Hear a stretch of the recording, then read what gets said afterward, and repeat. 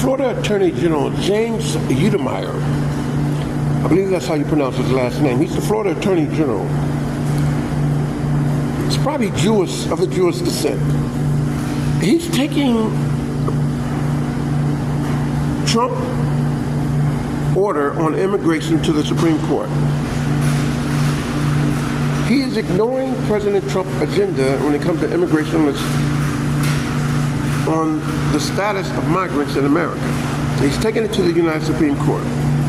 Now see, this is how birthright citizenship became so scrupulous by people like him.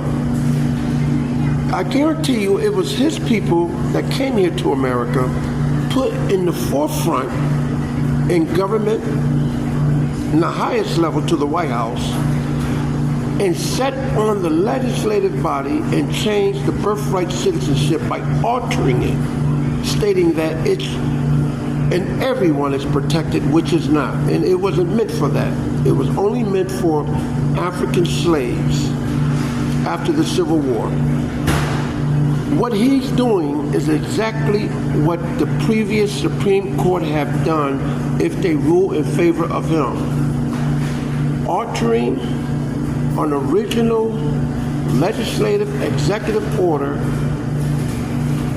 not for the good, not for the better, but for the disruption and a disaster to occur in America. This guy of the Florida Attorney General, that's what he's doing. And he don't know it, but he's going to be liable for what he's doing.